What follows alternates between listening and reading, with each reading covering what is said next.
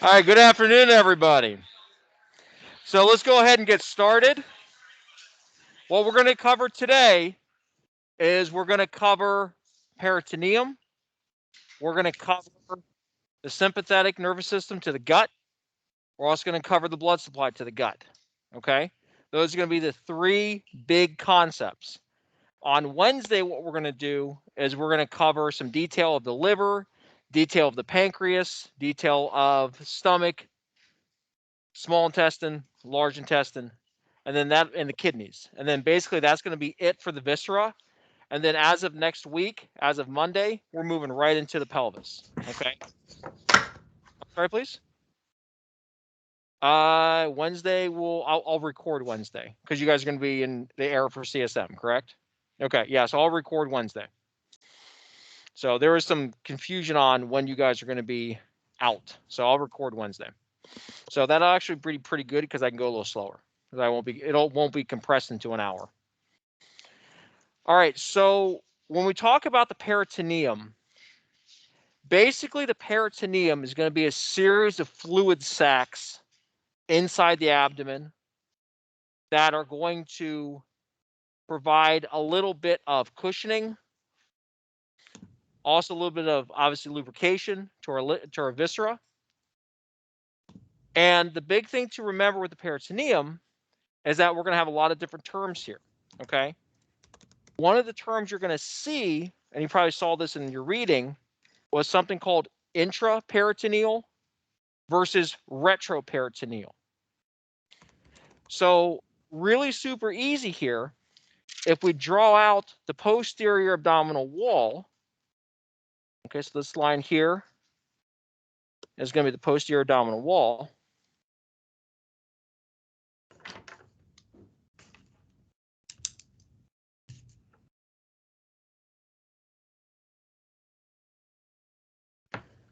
What we're going to see is that we're going to have layers of peritoneum that are going to encase certain structures. And these peritoneum are actually going to come together to form essentially suspensory or suspension ligaments. So what we're going to see here, what we're going to draw in next is going to be a layer of peritoneum. And then I'm going to give you an example here. Okay, so the ascending colon, we're going to draw kind of up here. It's going to be AC.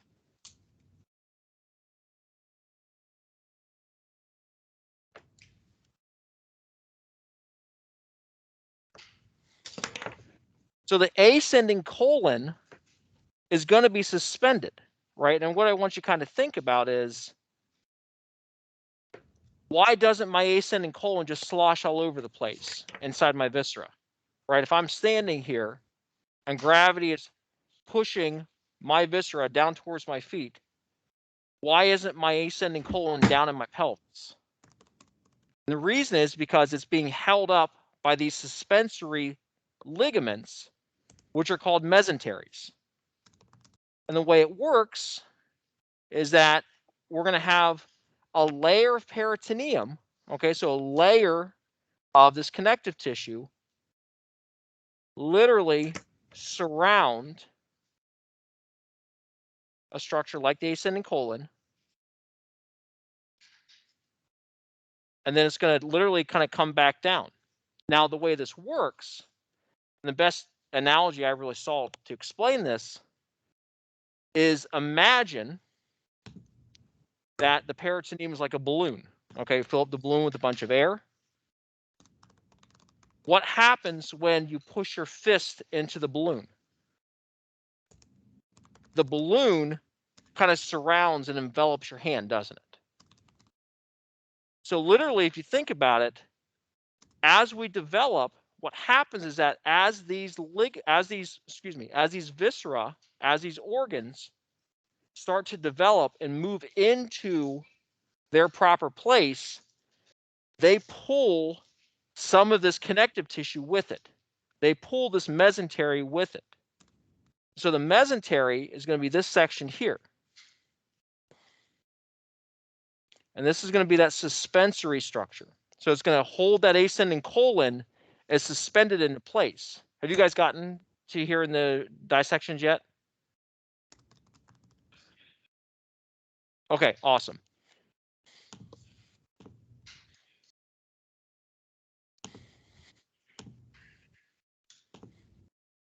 Greater and lesser momentum. Okay, awesome, awesome. So as you guys are pulling out the viscera, you're going to notice that the ascending colon especially is going to feel like it has all this attachment to the posterior abdominal wall. That attachment, you're literally going to see these big, I mean, it looks kind of weird. You're going to see these big strands of connective tissue that surround the ascending colon. Thank you. It's amazing how that works, right? So, right, it is by design. Most of it is. So then you're going to see these big pieces of connective tissue that are going to surround the ascending colon. That big piece of connective tissue coming from the posterior abdominal wall is going to be a mesentery.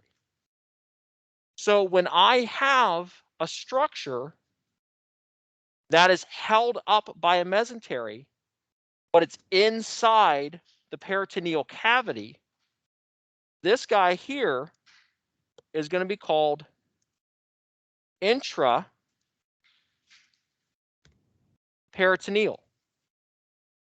Intra meaning inside, peritoneal meaning inside the peritoneal cavity.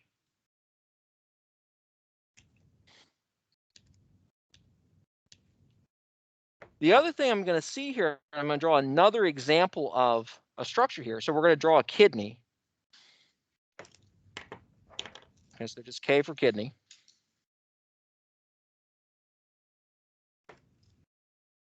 I'm also going to have structures that are going to sit retrograde or behind this peritoneal wall or cavity.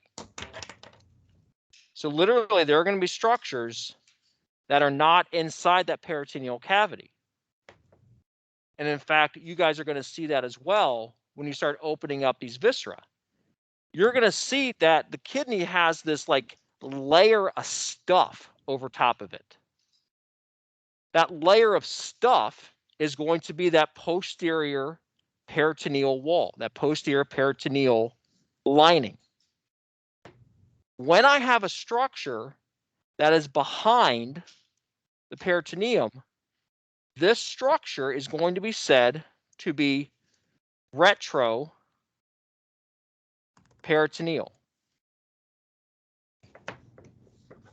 Yep, the structure. So the kidney will be retroperitoneal.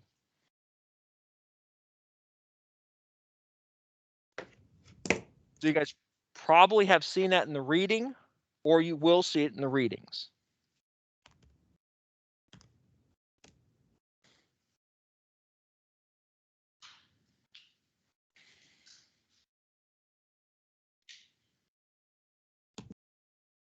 The other thing we're going to see here, is everyone good with this picture? Anybody not good with the picture?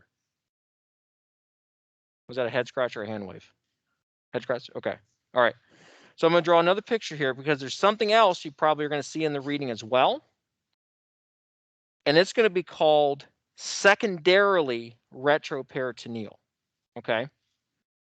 Now, this is a embryologic or development type of concept here.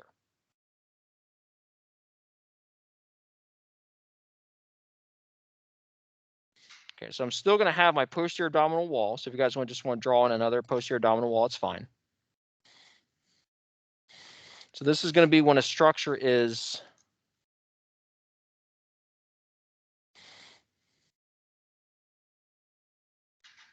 secondarily retroperitoneal.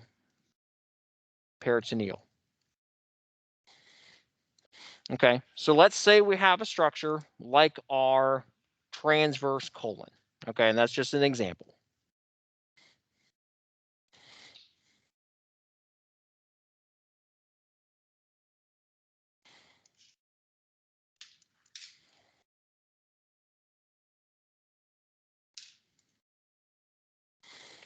So when I have a secondarily retroperitoneal structure, literally what happens is through the development process.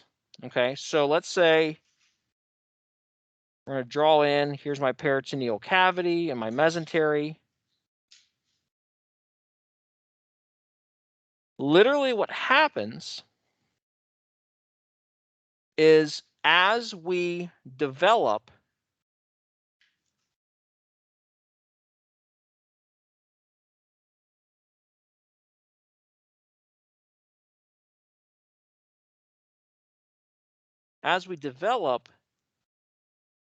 it, that structure starts to move towards the posterior abdominal wall.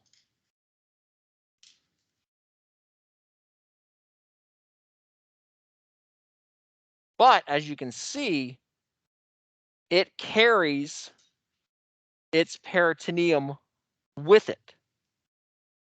So I'm going to draw some arrows in here.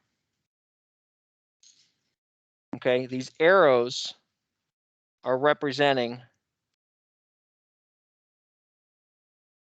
fetal development.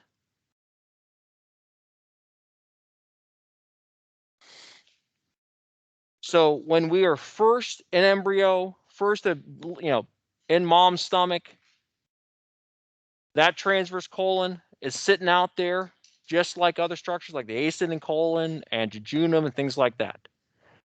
As we develop, that structure starts to move because it's getting pushed by other structures, right? I mean, when you guys get in the viscera, everything's crammed in there, right? I mean, it's like we can't fit anything more into our viscera. It's a pretty tightly packed box. So as things are moving into place, like my liver, like my pancreas, like my kidneys, these structures start to get pushed towards the posterior abdominal wall. And they still are going to adhere, and they're still going to be kind of suspended, but they're not going to have that huge piece of mesentery associated with it. Okay, so they're technically retroperitoneal because they get pushed behind the peritoneum, but they're secondarily retroperitoneal because they did not start that way. They started intraperitoneal, and then they got pushed retroperitoneal. Okay, so when you guys see that in the reading, that's what they're talking about. So if I'm secondarily retroperitoneal, I started intraperitoneal, but then I got pushed to retroperitoneal. Okay? Any questions on that?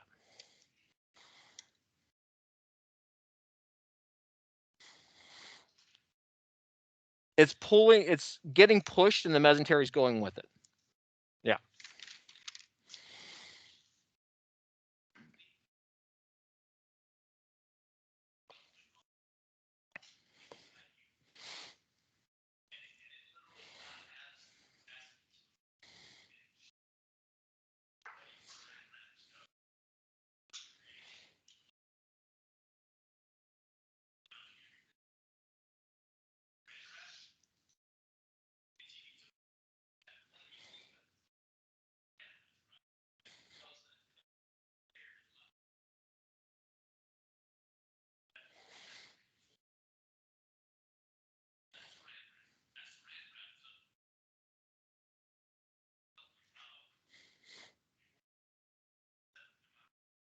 No, you're not off at all. Yeah. Yeah, you're not off at all. So I think saran wrap is really good. Right. Right.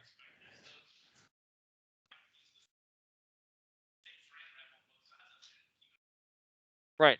And then on top of that, I can surround that structure, liver, whatever it is, with saran wrap, and I can put both those pieces of saran wrap together on one side, and I can hold it there. But I'm holding it with 2 layers of saran wrap. That makes sense?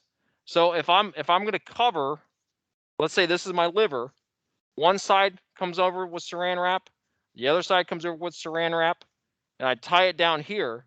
Down here would be my mesentery, but I have 2 layers of saran wrap because I have one coming over each side. So that's the other thing you're going to see. You're going to see thicker layers of quote saran wrap or thicker layers of the peritoneal wall because they're coming together. Well, and then on top of that, let's think about this. Okay, so if I have 2 layers of saran wrap together, because this is the other thing you're going to see,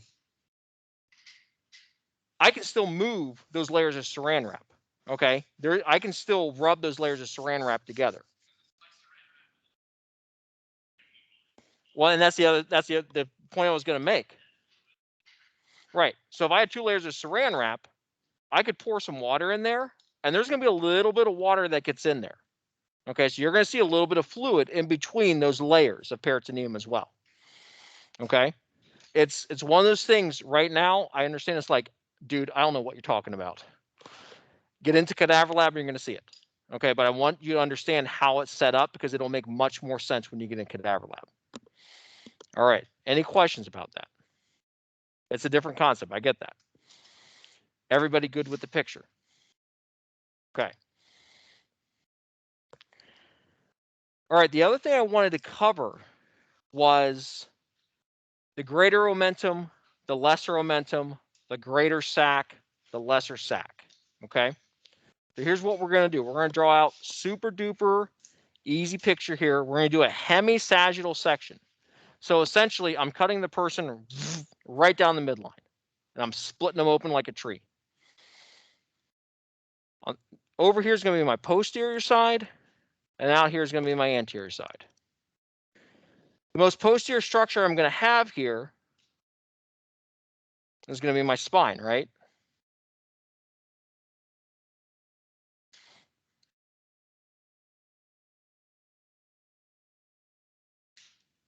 Okay, so this guy right here, that's my spine.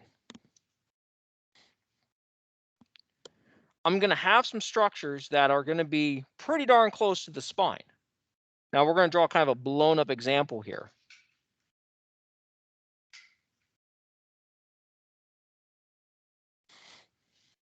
So P equals pancreas.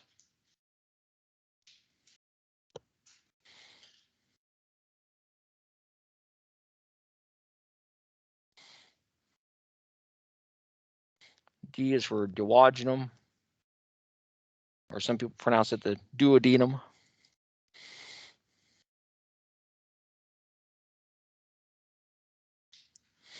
J is going to be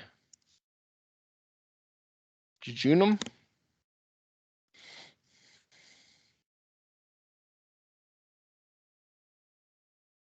And then we're going to draw this little popcorn looking structure. That's going to be my transverse colon.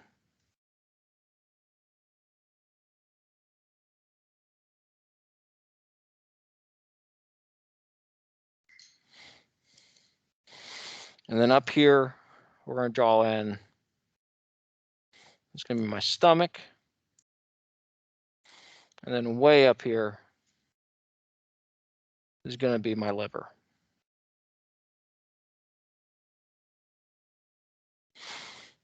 So like I said, this is a buzz right down the hemisagittal section. All right, so what I'm going to see here is I'm going to see there's 2 different sacs of peritoneum here. There's 2 different peritoneal cavities that are happening here. There's something called the greater sac, and there's something called the lesser sac. So what I'm going to see is I'm going to have this layer of peritoneum That's going to kind of come up and around stomach and liver. It's going to envelop, because remember, this is going to be one of these big mesenteries.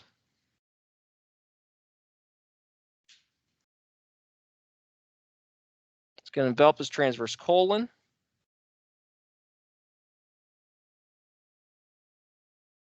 And come back around.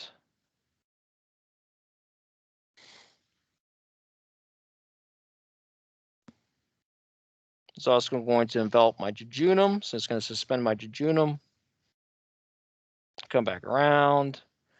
And then it kind of comes all the way out, comes literally all the way out to like the abdominal wall here.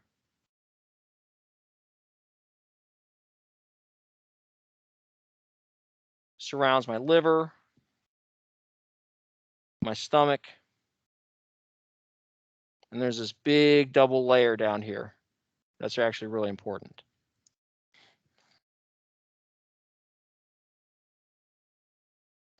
This big double layer is going to be called the greater omentum.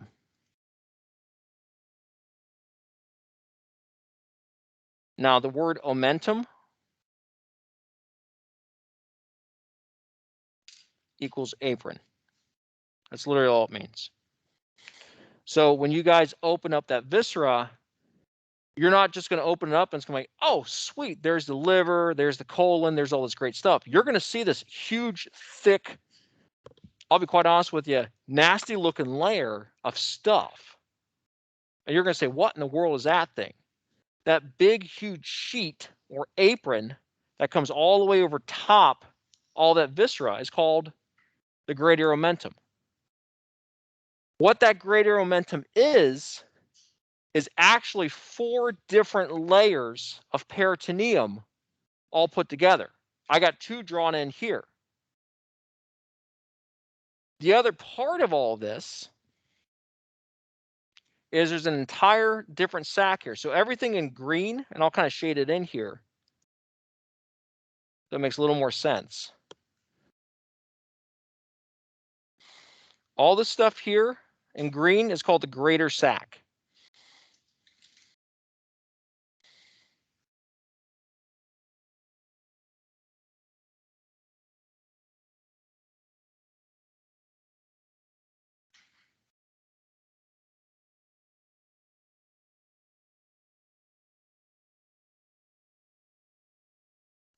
Okay, so that is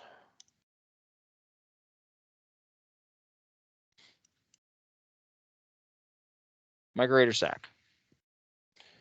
Then I'm going to have an entire another layer of peritoneum that's going to kind of sit kind of behind all this stuff, but kind of not.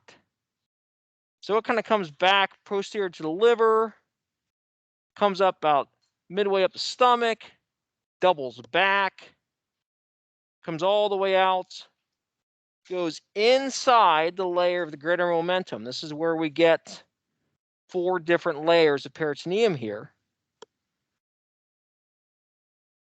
And then it kind of shoots back and comes up and attaches up here at top of the liver.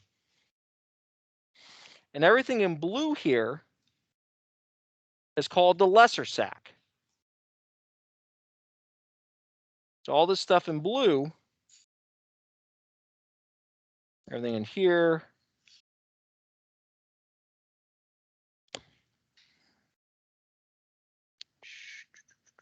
all this stuff.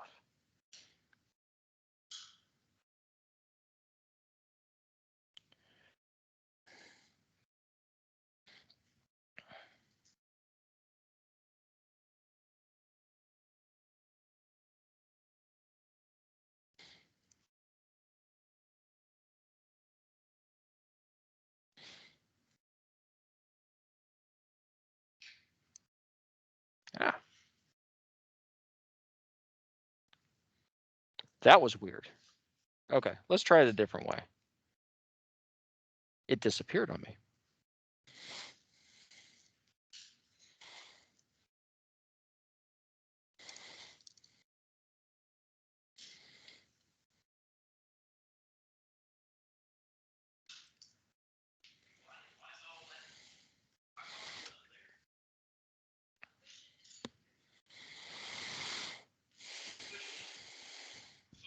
Dr. Kondo? Yes, So does that lesser sac not go down, like you purposely didn't fill it down into that section where the greater omentum is? that's correct. Okay. No, it goes down into greater momentum. Okay, so Okay. let's do this. Let's do this. Sorry, Kyle. It was like the voice of the Almighty. Like literally, you're over the computer, the classroom speakers now. Oh. So there's a movie in the '80s called Real Genius. I just had a flashback to that movie. If you've ever seen it, Dr. Justice is the only one laughing. Thank you, Dr. Kondo. Not a problem. Not a problem at all.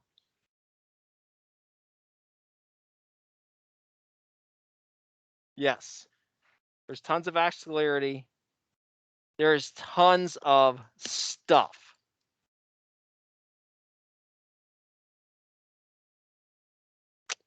Well, and so here's the thing, right? Okay, so let's kind of put on a little clinical correlate here. Okay, so there is the layman's term is a beer belly, right? Who's heard of a beer belly? Right? Okay. What is the medical term for a beer belly? Does anybody know? Ascites. Okay. So ascites, and believe it or not, this is something that you as a physical therapist will encounter a lot. Okay. Ascites. Okay. Now, ascites essentially is that quote beer belly. Here's the problem. Somebody's going to go to the doctor, they're going to go to a physician, and the physician's going to feel around their abdomen.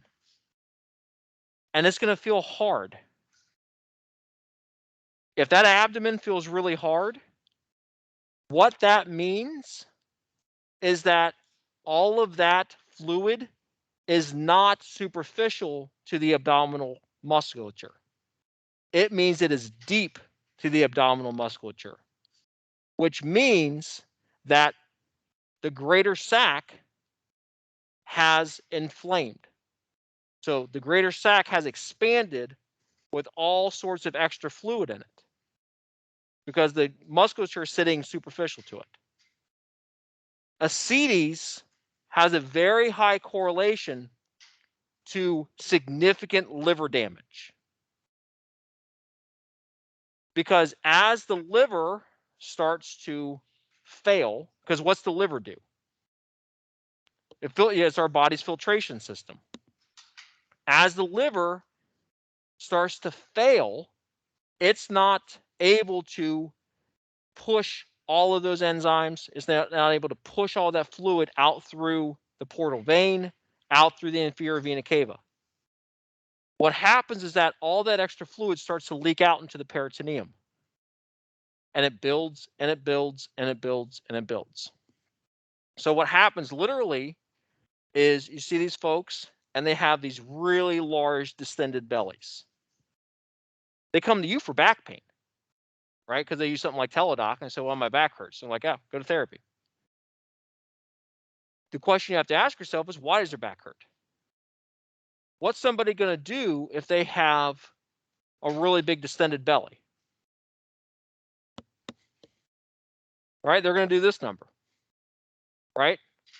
I'm going to say this. I don't mean any offense to you personally. What are the people? You see where I'm going. What other type of person? I'll give you a hint. I just went to a baby shower yesterday. What other type of person is going to sit back going, oh my God, I need to de-weight this thing off of me? Kayla, did we do it? Not so much?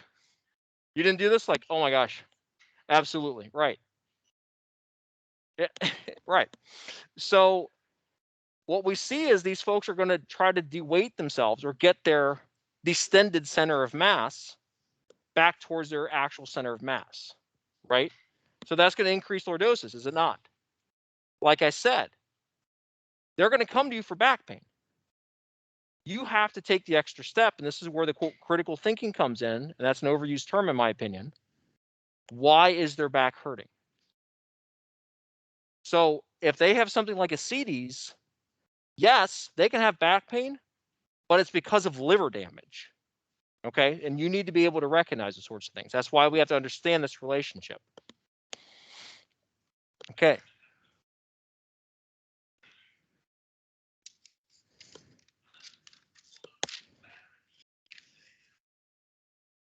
Mm-hmm.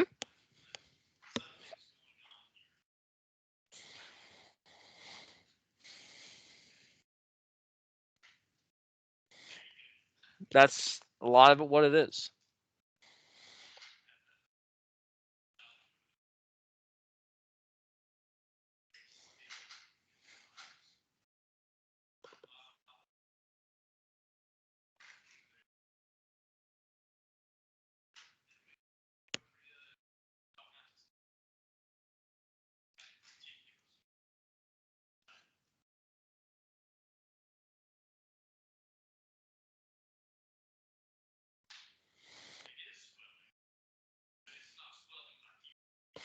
Right, exactly. It's not your abdominal muscles secreting lactic acid. It's something else. Yeah. And you'll see this. You'll see this one a lot. I had a patient once, they took 8 gallons off of his abdomen. So that individual lost somewhere between 64 and 70 pounds. Yeah, he lost 70 pounds like that. So, as weird as it sounds, it is the truth. All right. Everybody good with this picture? Okay, sweet. All right, what we're going to move on to next, this is going to be kind of a little review of preganglionic, postganglionic, all that fun stuff. Okay? So remember, and we covered this kind of last semester, and I know it was all the way back in last year. Okay? Preganglionic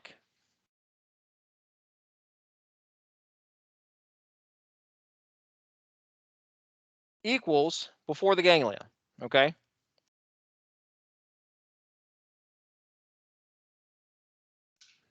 Postganglionic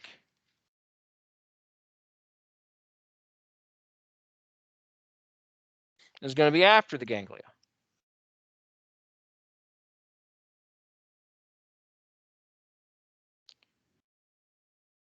Now, the reason this is important is number one, what we're going to see, and we can kind of see this from both of these pictures here, is that what I'm going to have is I'm going to have, here's my CNS,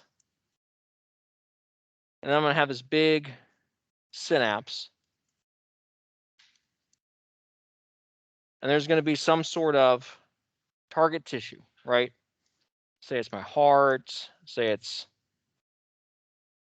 my liver, something, right? In order to cross the gap here, okay, so synapse just means gap, it needs to shoot out all these little neurotransmitters. Okay, so all these little guys are neurotransmitters.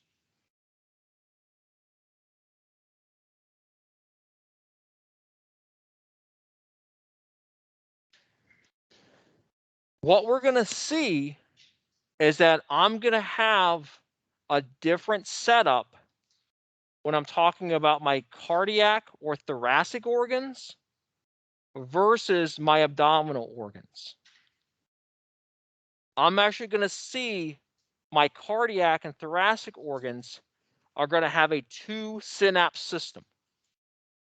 There's going to be a synapse in the sympathetic chain, and then there's going to be a second synapse at what we're going to call the cardiac plexus. Okay, and the cardiac plexus is just going to be a collection of nerves, like every other plexus we've talked about. So cardiac and thoracic, 2 synapse system. My abdominal, my viscera, my liver, my foregut, my midgut, my hindgut structures, those are going to have a 1 synapse system. And we're going to draw all this out, but I just want to get you a little precursor here. So what we're going to see with my abdominal organs is that I'm not going to have a synapse in the sympathetic chain. I'm just going to see those nerves pass through the sympathetic chain, and the synapse is going to happen at the respective plexus. Okay, we're going to draw that out. All right. Okay, any questions on that? Okay. You guys are pretty well familiar with sympathetic nervous system, parasympathetic nervous system, right? Sympathetic nervous system is what? Fight or flight. Parasympathetic nervous system is what? Rest and digest. Easy as pie, right? Easy as pie. All right, so here we go. We're going to draw out an extremely simplistic view, but we're basically going to turn into a huge schematic, okay? So first thing we're going to draw out is going to be my spinal cord.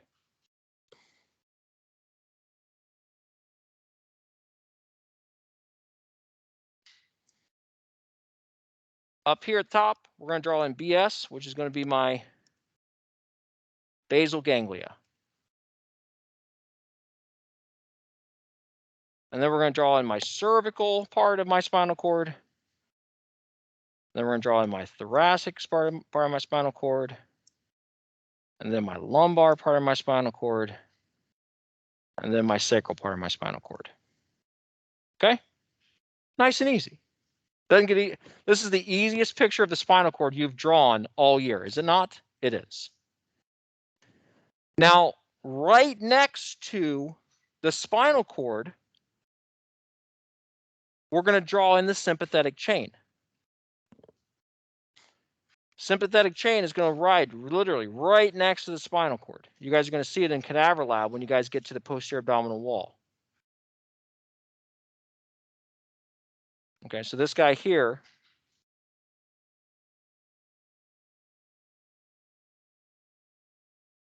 is my sympathetic chain. Okay, again, nice and easy. Other side of the picture, what we're going to draw is we're going to draw, again, very elementary, very schematic look of my viscera. So it actually kind of reminds me of like the Pepto-Bismol commercials. So there's all my viscera in a nutshell, right? And we're going to divide up the viscera. So over here is going to be my viscera.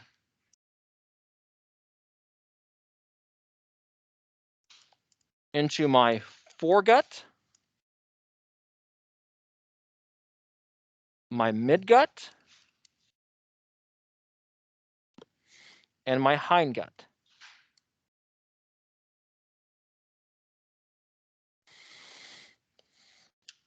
Now, if you remember me talking last week, and I talked about, okay, when I mention foregut, I'm referring to these structures. And when I mention midgut, I'm referring to these structures. And when I remember in hindgut's referring to these structures, okay? This is where that becomes important, okay? So remember, foregut's going to be my liver, part of my pancreas, my stomach, and my gallbladder, okay? Midgut is going to be my small intestine, ascending colon, cecum, appendix, and about half to 2/3 of the transverse colon. And I say about because it varies. I didn't say it depends. My hindgut is going to be the splenic flexure, descending colon, sigmoid colon, rectum. Now we're going to see everything is going to follow a very distinct pattern here, like ridiculously simple pattern. All right, so we're going to draw in the abdominal ones first, okay? So my abdominal viscera are going to receive innervation starting at T5. So we're going to draw in T5, T6, T7, T8, T9, T10, T11, T12.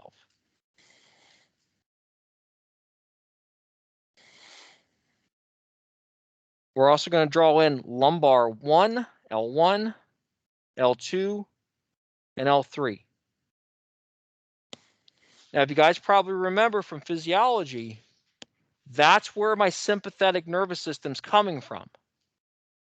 Okay, remember parasympathetic is coming from vagus nerve, right, which is cranial nerve 10, right, so it comes right out the brain, and my pelvic splanchnic nerves, which come out of the sacrum. Everything in the middle is going to be sympathetic. That's how simple this is. The next thing I'm going to draw in here is I'm going to draw in my aorta. Okay, so my aorta is going to be right here.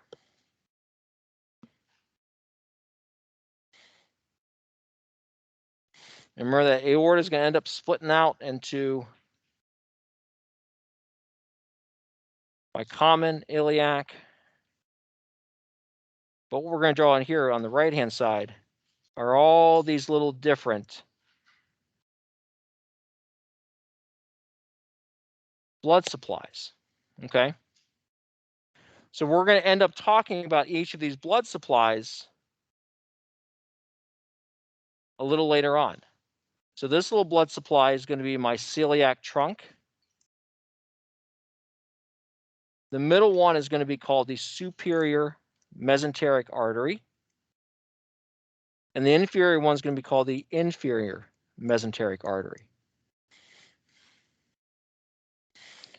Now, obviously, there's going to be a little more detail to this, but my celiac trunk is going to supply the blood to my foregut. My superior mesenteric artery is going to supply blood to my midgut. And my inferior mesenteric artery is going to supply blood to my hindgut. Okay, that's how simple this is. Surrounding each of these trunks, each of these big blood vessels is going to be a plexus. And lucky for us, the plexi are going to be named. So this green thing is going to be a plexus. The celiac plexus is going to be right next to the celiac trunk. Remember, plexus just means collection of nerves. So the celiac plexus is right next to the celiac trunk. The superior mesenteric artery is going to have the superior mesenteric plexus right next to it. And you probably already guessed it. The inferior mesenteric artery is going to have the inferior mesenteric plexus next to it. Okay? Doing okay so far? All right. Now the fun begins. So here's how it's going to work. Okay, again, sympathetic nervous system here. T5 is going to come out of the spinal cord. It's going to pass through. Notice no synapse here. It's going to pass through the sympathetic chain. T6 is going to do the same thing, and then it's going to join up with T5. T7, once in on the party, it's going to pass through the sympathetic chain. It's going to join up again. T8, same thing. And T9, same thing. So T5, T6, T7, T8, T9 are going to pass through the sympathetic chain with no synapse. Okay, very important, no synapse here. They are going to come together and they are going to form a nerve called the greater splanchnic nerve.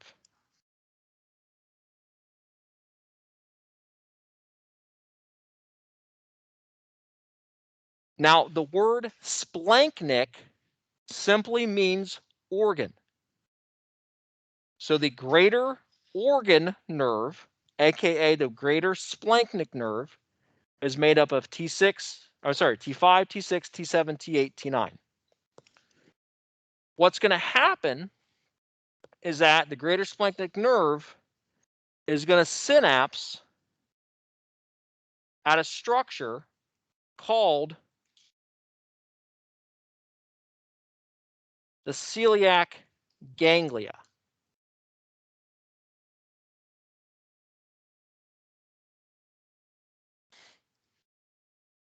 The postsynaptic fibers are then going to continue through the celiac plexus, and then they are going to end up attaching onto and providing innervation to their respective organs.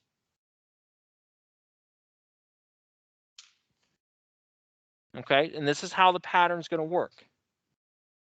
My greater splanchnic nerve is going to synapse at the celiac ganglia. The celiac ganglia is then going to give off a postsynaptic fiber that's going to pass through the celiac plexus. That celiac plexus is going to be right next door to the celiac trunk. That's going to provide my sympathetic nervous innervation to my foregut structures. So once it gets through the celiac plexus, remember, plexus is just a collection of nerves. There's going to be a bunch there. There's going to be 4, 5, 6, 7, 8, 9, 10. There's going to be a whole bunch of nerves that shoot through, and that's going to go to my liver. That's going to go to my stomach. That's going to go to my pancreas. That's going to go to my gallbladder. Okay? T10 and T11 are going to pass through without synapsing, and they're going to come together, and they're going to form something called the lesser splanchnic.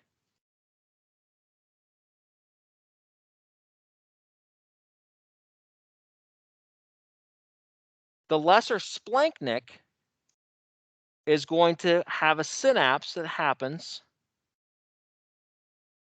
at the superior mesenteric ganglia.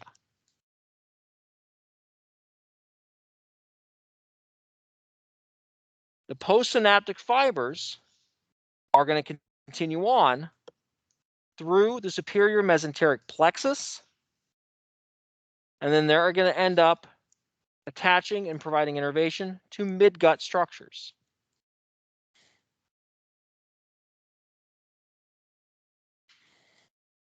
So T5 through T9, greater splanchnic nerve, synapses at the celiac ganglia, passes through to my foregut. Lesser splanchnic nerve, T10, T11, synapses at superior mesenteric ganglia, passes through to my midgut. Now, as we can see here, I got a whole bunch of nerve fibers or nerve roots that make up my greater splanchnic nerve. But I don't have that many that make up my lesser splanchnic nerve. So it needs some help. So T12 jumps on board. Again, no synapse through the sympathetic chain. It also synapses in the superior mesenteric ganglia, and it forms something called the least splanchnic. It essentially does the same exact thing as the lesser splanchnic nerve. But because it's got to be that sibling that we all have has got to do their own thing, right? That's my sister Margaret. We got to call it something different. So it's got to be least splanchnic nerve. So it's going to still, postganglionic fibers pass through. It's going to pass through the superior mesenteric plexus. It's going to end up on a midgut structure. Yes. That ganglia, that's correct. Yep, SMG is superior mesenteric ganglia.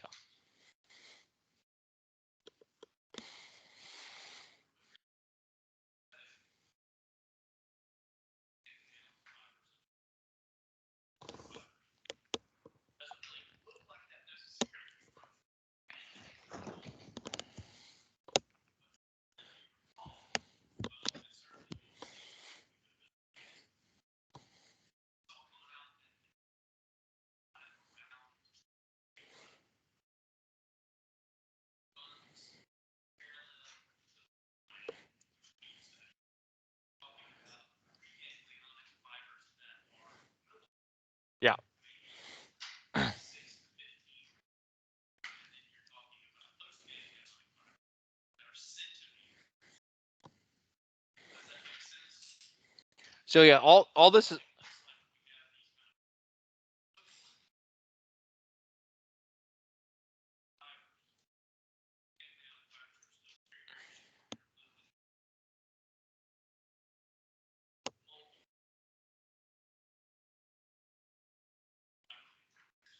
And that's a really good point, right? Think about where.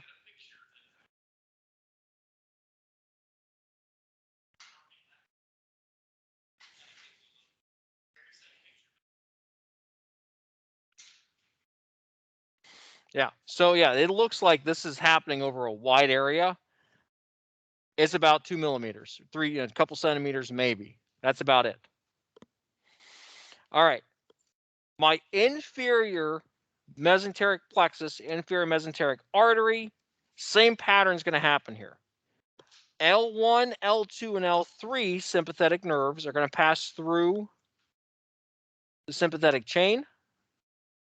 They're going to come together and they are going to form something called the lumbar splanchnic.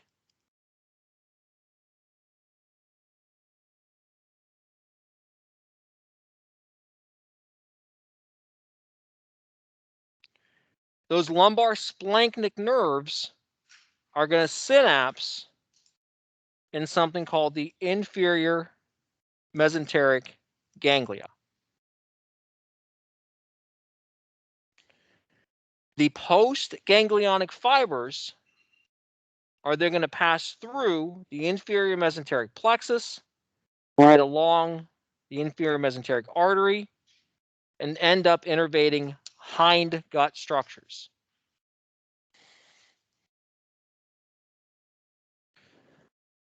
So what I would like you to do is, as you are reviewing and studying this material, start thinking about test questions, right? We all kind of know what test questions are going to look like at this point. So, hey, I have a patient that has a spinal cord injury at T7. Which of the following structures would be affected? Is it going to be the heart? No, we haven't drawn heart in yet, right? Is it going to be my ascending colon? Yes, my ascending colon will be affected. Is it going to be my descending colon? Yes, my descending colon will be affected because those are all falling below or inferior to that spinal cord infarct. So, as simple as this looks, think about test questions, okay? Think about how this would look on a test. Hey, my patient got in a car accident. They had spinal cord injury here. Which of the following are going to be most affected? Okay, that's how that test question is going to look. We're going to draw two more things in here. The first thing we're going to draw is we're going to draw in the parasympathetic system. Okay. Now remember, my parasympathetic system, as Dr. Justice showed from the picture in the back, that's going to come from vagus nerve and what we're going to draw in the pelvic splanchnics. So now watch this. Okay, so this is going to be my vagus nerve, this guy in kind of this bright green color. So this is going to be my vagus nerve, which is cranial nerve CN10. Now notice a couple things here. Number one, it's going to have nothing to do with the sympathetic chain because it's coming out way superior to the sympathetic chain. It also is going to bypass preganglionic fibers here, super duper long. It bypasses all this stuff, and it's going to send out a branch through the celiac plexus, but then I'm going to have a synapse almost at the target organ, and then a postganglionic fiber on the target organ. And it's going to send out all these branches, and it's going to do the same thing. Super long preganglionic fiber, shorter postganglionic fiber.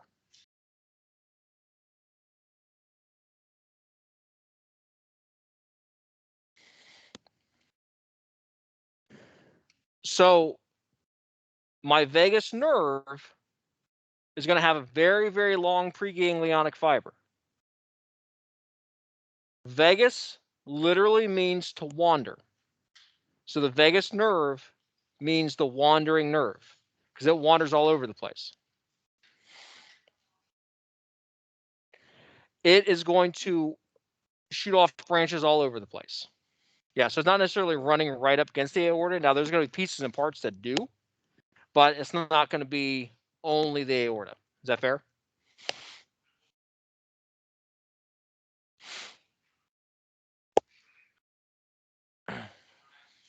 Dr. Kondo. Dr. Justice is speaking, Kyle. Hold on 1 second. Oh, okay. Yep.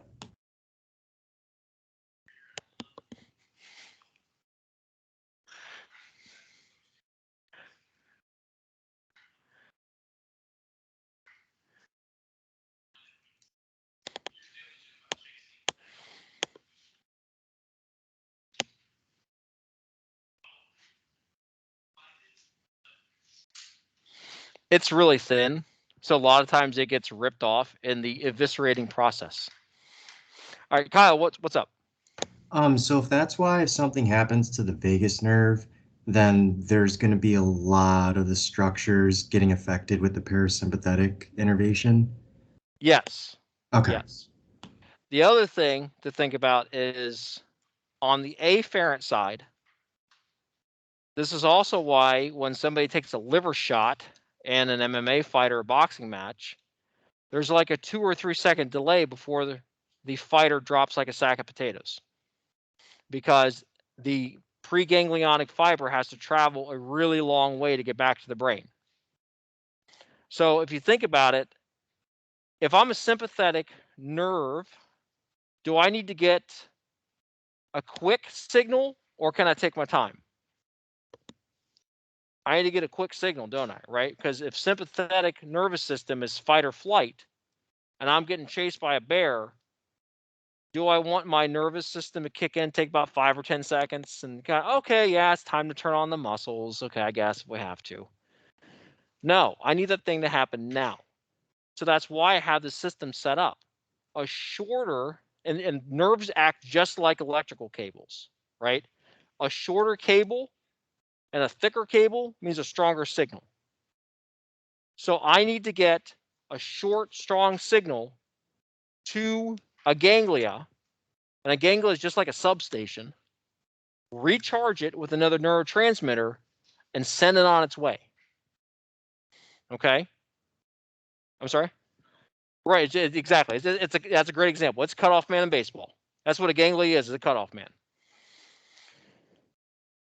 My parasympathetic system can take its time, right? If I just went to Chick-fil-A, I can allow that meal to digest, right? It doesn't have to be, oh my gosh, I need this meal to digest right now. It can take its time. So I can have a longer preganglionic fiber and a shorter postganglionic fiber because I got some time. Okay, so that's why the system's set up like it is. The other source of parasympathetic innervation I'm going to get is actually going to come all the way down here at S2, S3, and S4. And again, not going to go through my sympathetic chain, but S2, S3, and S4 are going to come together, and they're going to form something called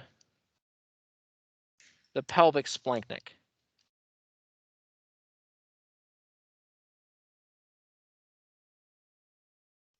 That's going to provide additional innervation, very similar to the vagus nerve, super long preganglionic fiber with a short postganglionic fiber. And that's going to provide just a little extra parasympathetic innervation to my hindgut. And then it's also going to hit some of my pelvic structures as well. Now, as we move on into the pelvis, we're going to encounter a couple other nerves, like the pudendal nerve, which is going to help with that as well. Yeah. Splanchnic. Splanchnic.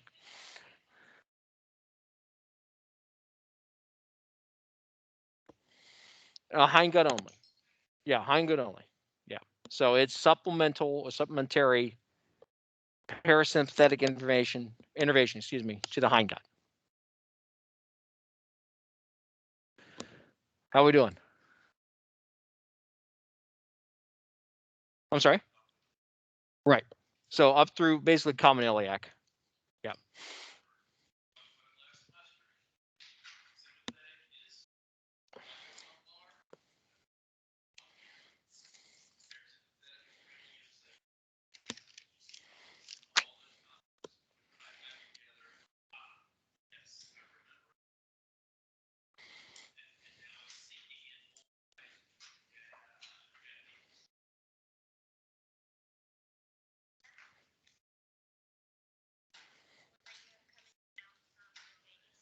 Mm-hmm.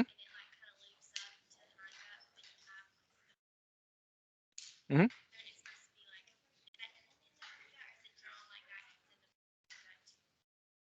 I see what you. Okay, so vagus nerve is coming up. It's hitting some hindgut. It's hitting some midgut. Pelvic sphincter is coming down, hitting hindgut only. It doesn't have space. Yep. So, but remember, vagus nerve is going to hit all those different things.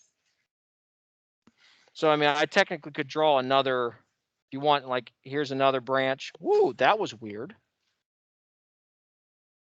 I didn't like that at all. So we can technically draw another branch that comes up. How about that? Is that better? Okay.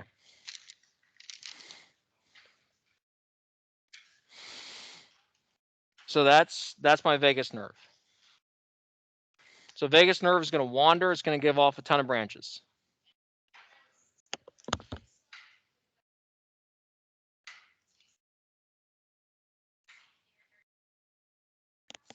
Yep, that's a single synapse, right? So cardiac and thoracic. Okay, so next thing I want to draw in, because I always run out of room here. Last year I tried to cram it into one picture, and I think, like, let's put it this way. There should have been torches and pitchforks, but we're all virtual, so they did it at their apartments. So I was okay. This year, not so much. Let me draw in cardiac real fast, and then we'll move on to something else, okay? Is everybody good with this picture? Kat, are you okay? Or is it spirit fingers? Okay. I'm not sure about that. I mean, she was like sprinkling like fairy dust or something on her. All right, fair enough. All right, so let's do this. Let's draw in our cardiac. Is everybody good? Okay. All right, let's draw in our cardiac. Okay, so do.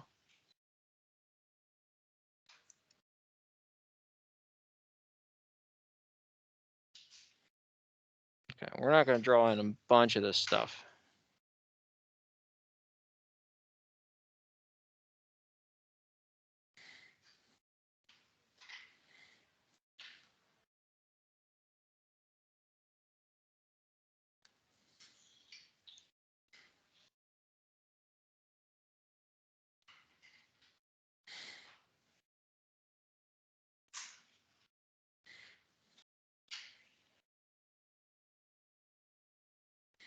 Okay, so now cardiac is next. Here we go. Cardiac. Why is that not working? Really? It literally just crashed. At least I got my picture back. All right, here's what we're gonna do. Let's go. Let's move back to this one. All right, so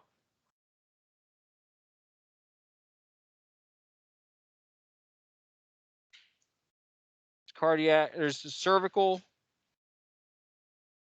thoracic, lumbar, and out here, there's my heart. So if I'm a sympathetic fiber going to the heart, I'm essentially going to come out of T1, T2, T3, or T4. What I'm also going to see here, this again is going to be my sympathetic chain.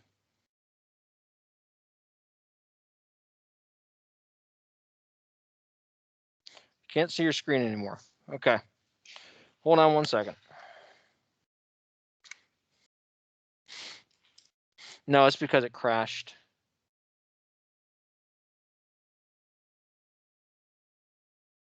How's that? We good?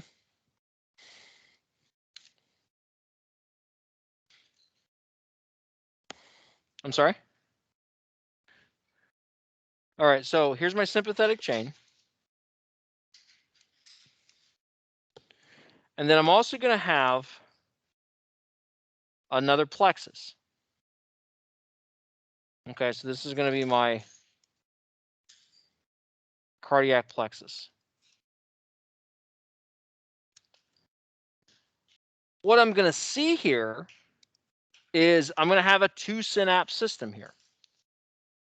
So T1, T2, T3, T4 are going to synapse in the sympathetic chain.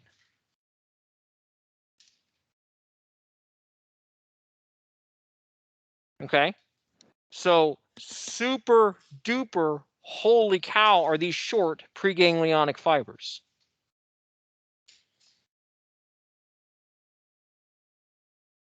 The postganglionic fiber is going to start in the sympathetic chain.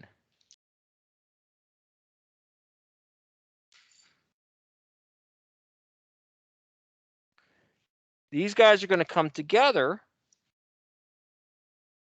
to form a cardiac splanchnic.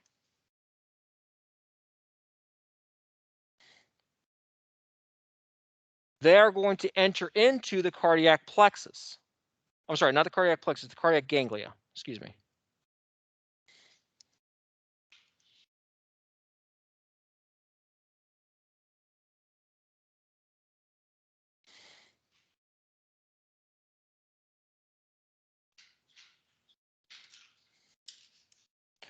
I'm going to see another synapse happen here. Okay, this is where that 2-synapse system happens. Okay, so here's number 1 synapse. Here's number 2 synapse. These postganglionic fibers are then going to go through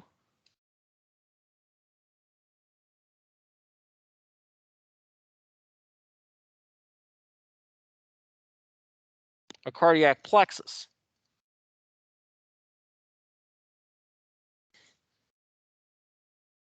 And then they're going to go on to their target tissue, which is obviously the myocardium. Okay, so that's the huge big difference between the abdominal viscera and the cardiac viscera, thoracic viscera.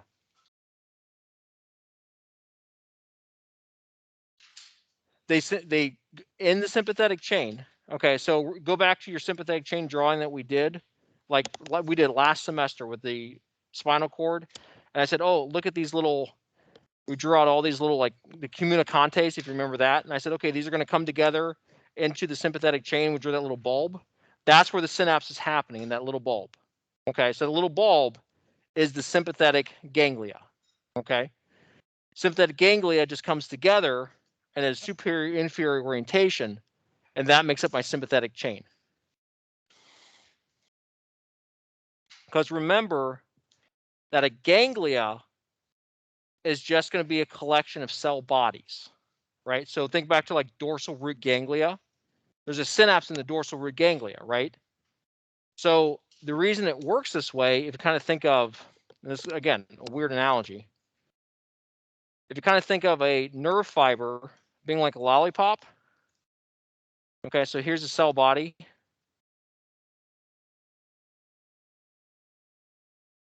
Okay, and there's the axon. If I put a bunch of these cell bodies together, they take up a whole bunch of space, as opposed to all of these little axons. So that's a reason that you see these ganglia, right? Dorsal root ganglia, sympathetic ganglia, cardiac ganglia, celiac ganglia, right? All that means is just a collection of cell bodies. And there's a reason there's an outpouching or a big bubble is because that's just a bunch of cell bodies together, and they simply take up more space than the axon does. Does that make better sense? Okay. All right, how we doing? How we feeling? Yay. Okay. So that was the easy part. I'm kidding.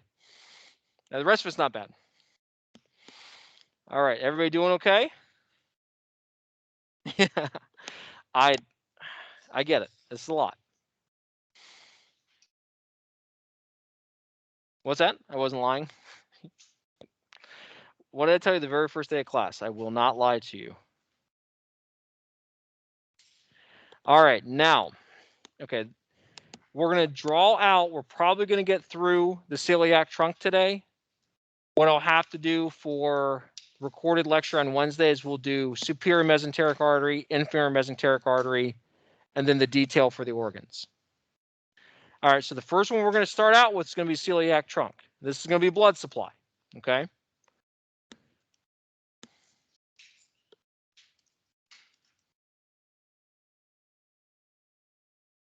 So remember, celiac is going to be a foregut structure.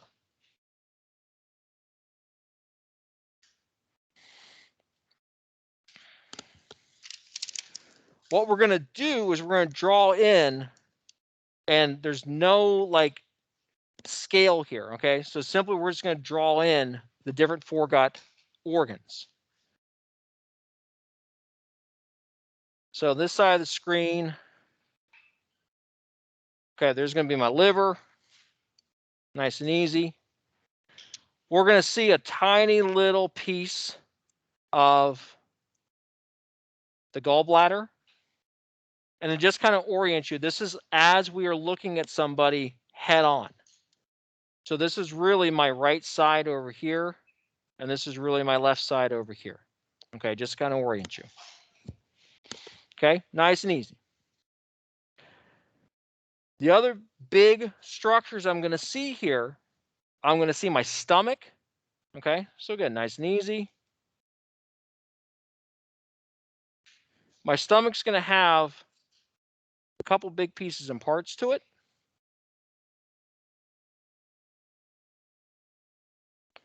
So up here is going to be my esophagus. The very top is going to be called the fundus. And then I'm going to have two main curvatures. The bigger of the two curvatures is going to be called the greater curvature, and the lesser curvature is going to be the smaller of the two curvatures. Okay, so E is esophagus, F is fundus, GC is greater curvature, LC is lesser curvature. Down here at the bottom of the stomach, I'm going to have another structure called the pylorus.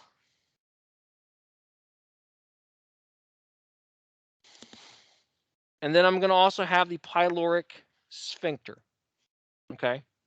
So as you guys probably remember a little bit of physiology, the pyloric sphincter is going to be that little sphincter. In other words, a little thing that goes open and closed all the time. That's going to shoot all that Chick-fil-A down in my small intestine. Or Bojangles, or wherever you like to eat. If you don't shoot mustard in your eye first.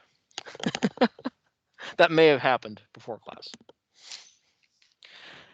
All right, the other big structure I'm going to have here is going to be my spleen. Okay, so over here on the left-hand side is going to be my spleen. All right, so here we go. Nice and easy, guys. So first thing I'm going to draw in is I'm going to draw in my aorta, okay?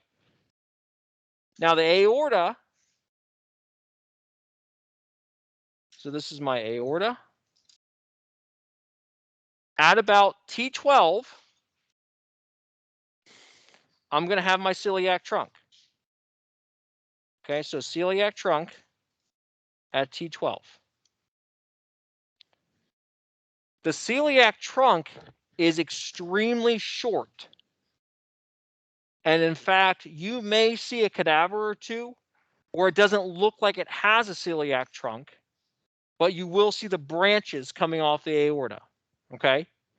So remember what trunk means. Trunk means I'm going to have a whole bunch of branches coming off of it. And that's exactly what we're going to see here. And in fact, I'm going to have 3 main branches coming off of the celiac trunk. We're going to draw each of them in a different color as to like not confuse the picture too much. Because as you see when we get done, it's going to look like the London subway system by the time we're done with this. Okay? So the first one we're going to draw in is going to be the left gastric. Okay? So LG is going to be left gastric.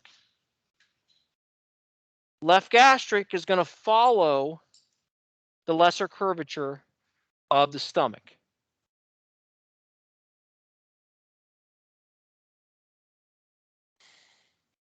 Left gastric is also going to shoot up a branch towards the diaphragm. Left gastric is super duper easy. That's why I like to draw it first. So left gastric is going to be a direct branch off of the celiac trunk. It's going to branch into the diaphragmatic artery, and it's going to branch into the left gastric artery. Left gastric artery is going to supply the lesser curvature of the stomach. The second branch I'm going to see coming off of the celiac trunk is going to be the splenic artery. The splenic artery literally is going to come down, and it's going to go behind the stomach. So I'm going to draw it in a dotted line. Now, as you see, I'm going to draw this dotted line in what we call a torsion or a sigmoidal pattern. And in fact, this is a really super duper easy tag on an exam because you literally will see that artery and it'll squiggle. Okay, it goes in a sigmoidal pattern. So if you see an artery that's all squiggly, that's going to be the splenic artery. The splenic artery is going to give off a couple branches, which are collectively going to be called the short gastric arteries. Short gastric arteries are going to go to the fundus. So we're going to see these guys kind of curve in towards the fundus.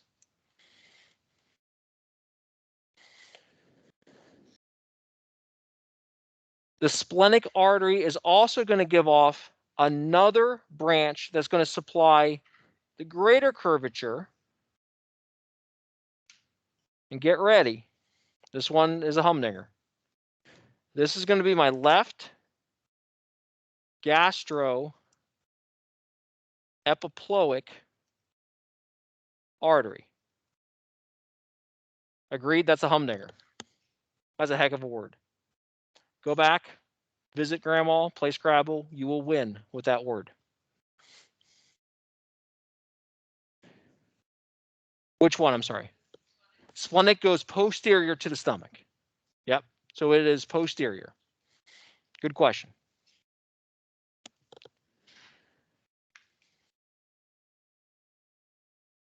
The splenic artery will then, so this is my splenic, will then go to its target organ, which is, you guessed it, the spleen, and it shoots off, and literally you can almost see like a trident or a fork going into the spleen. You're going to see 3, 4, 5 different branches shoot out to the spleen. Those branches don't have names. Hooray, right?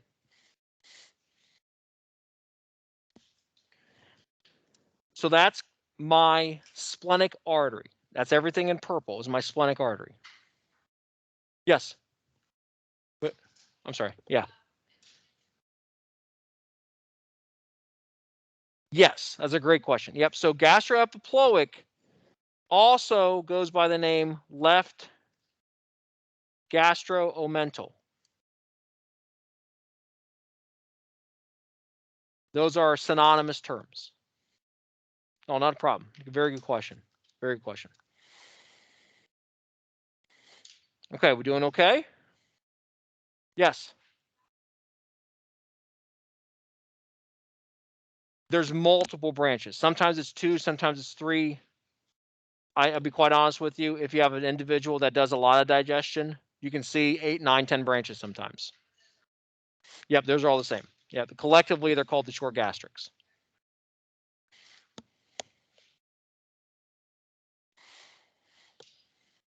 Okay, we're doing okay? Yes. Left gastric. Yep.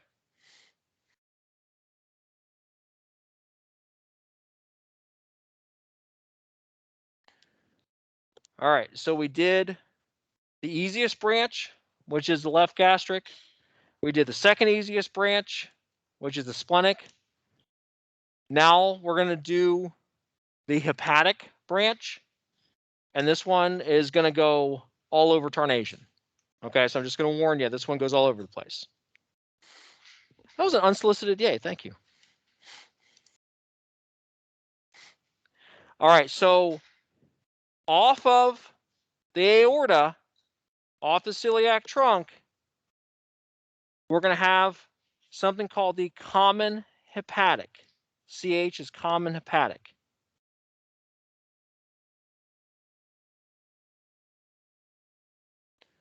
Now, you guys know, as soon as I see the word common, that means it's going to split into 2, right? We're cool with that. Very good. My common hepatic artery is going to essentially branch into something called the gastroduodenal artery. So GD is gastroduodenal.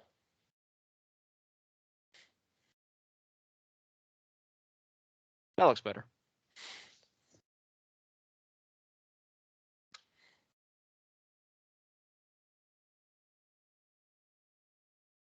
And then once my common hepatic artery gives off the gastroduodenal branch, it's going to change names to the hepatic proper. So HP is hepatic proper.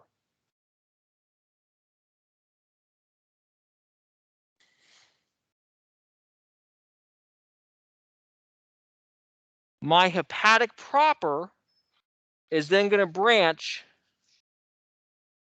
into the left hepatic and the right hepatic.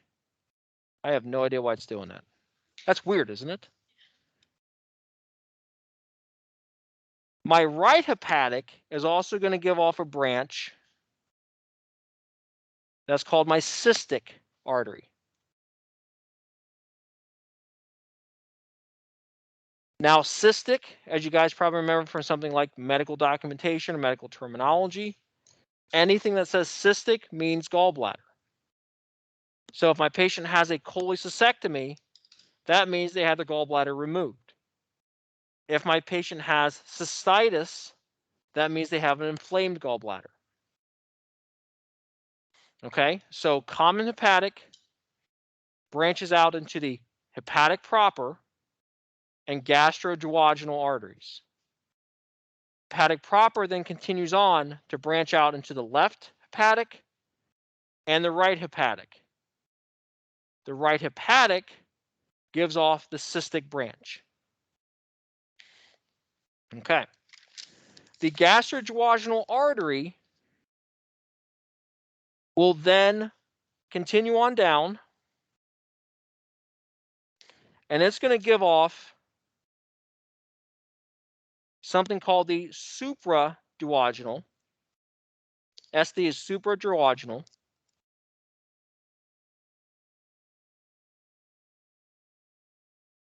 And then it's going to continue to something called the superior pancreatico-duodenal artery. So SPDA is superior pancreatico-duodenal artery. That guy is going to partially supply my duodenum and partially supply my pancreas. Says what it is what it says, right? It's in the name.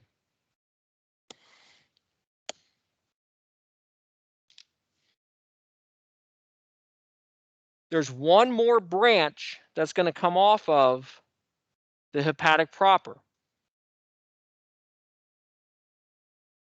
And actually, I'm going to draw one more branch here. So there's another branch that comes off the gastroduodenal.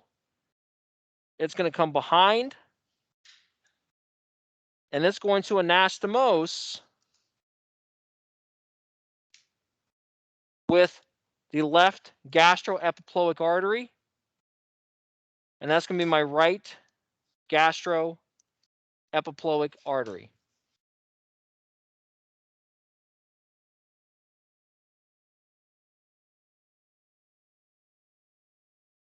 One more branch. I know. Off of my hepatic proper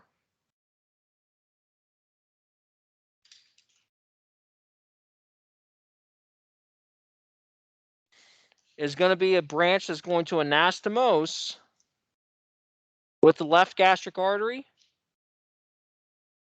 and that's going to be my right gastric artery.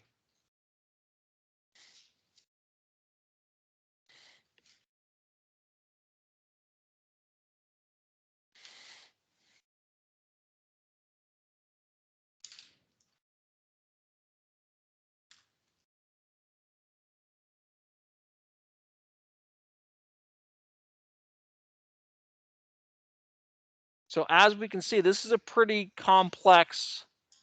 Yes. Gastroduodenal? Sure. Okay, gastroduodenal. I feel like I'm a spelling bee. Name the country of origin. Use it in a sentence. Gastroduodenal.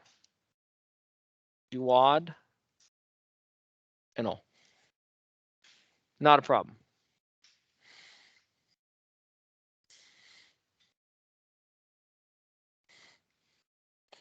So pretty complex system here. But I really only have two anastomoses happening here. Right gastric, which is a branch off of hepatic proper, that's going to anastomose with left gastric at the lesser curvature of the stomach. Right? So think about test questions here. Hey, my patient doesn't have blood flow going to the lesser curvature. What are the two arteries that are probably responsible? Left gastric, right gastric. Same time. Hey, my patient has an occlusion at the left gastric artery. What blood supply, or where are they going to get blood to the lesser curvature? They're going to get it from right gastric, okay, because the anastomosis.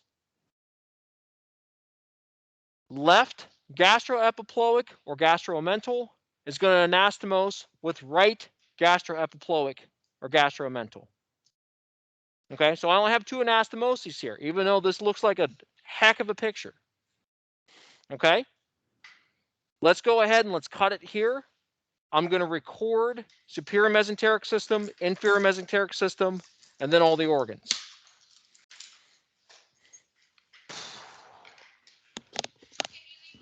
Yeah, I can leave it up for, we have another class in 17 minutes, so I can leave it up until then.